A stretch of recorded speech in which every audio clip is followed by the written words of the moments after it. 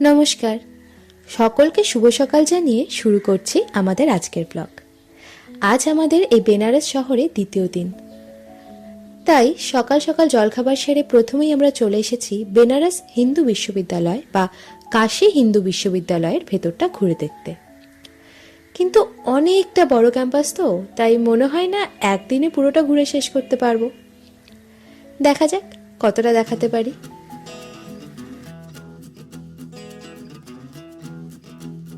টোটো নিয়ে আমরা চলে গেলাম ভাইয়ের হোস্টেলের দিকে।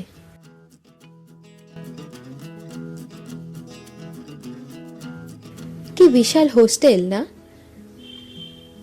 এই যে 7তলা বিল্ডিংটা যেটা দেখছেন, এটা বিটেক সেকেন্ড ইয়ারদের জন্য, এবং এই যে পরেরটা, এটা বিটেক ফার্স্ট ইয়ারদের জন্য। এই হোস্টেলের এদিক দিয়েই আমরা চলে যাব বিশ্বনাথ মন্দিরের দিকে।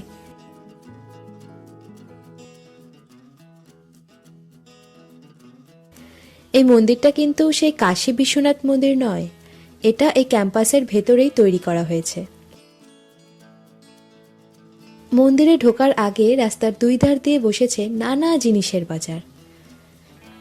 মন্দিরে পুজো দেওয়ার সামগ্রী থেকে শুরু করে ঘর সাজানোর বিভিন্ন জিনিস। আস্তে আস্তে আমরা ঢুকছি মন্দিরের ভেতর।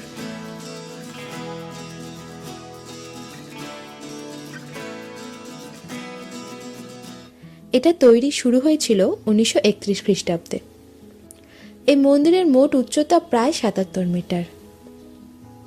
এটা ভারতবর্ষের অন্যতম উঁচু মন্দিরগুলোর মধ্যে একটি।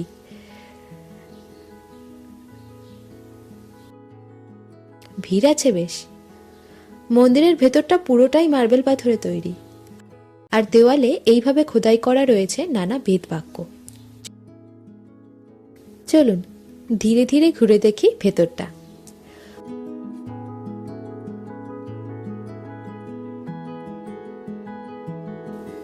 মন্দিরের গর্ভগৃহে ছবি তোলা নিষেধ ছিল, তাই সেখানে আর আপনাদের নিয়ে যেতে পারলাম না।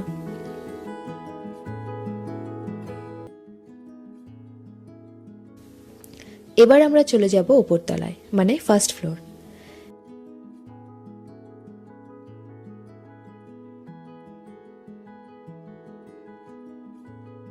এই জায়গাটাও পুরোটা মার্বেল পাথরেই তৈরি। ওপরে কি অপূর্ব কারুকার্য করা!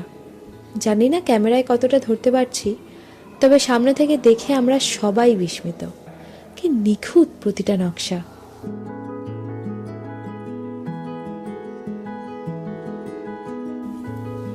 এরপর আমরা চলে এলাম বারান্দার দিকটায়।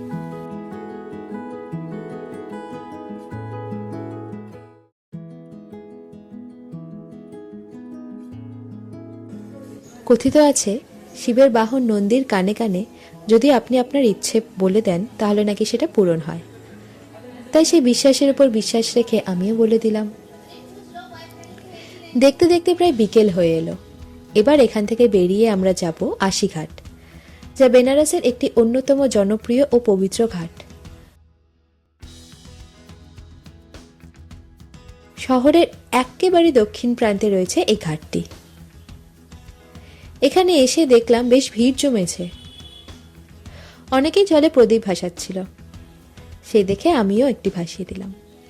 আর এখানে এসেই দেখেছিলাম যে গঙ্গা আরতি প্রায় শুরু হয়ে গেছে।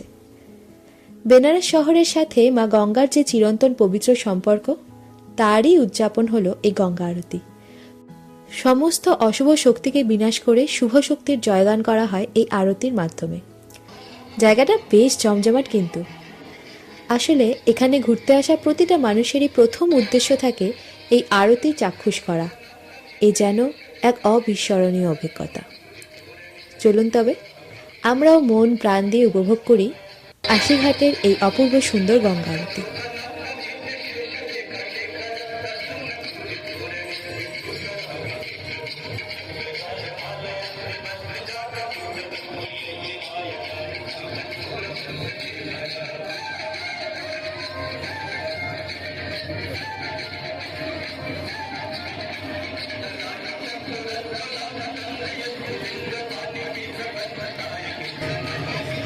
আজকের ব্লগটা তবে এখানেই শেষ করছি। টাটা।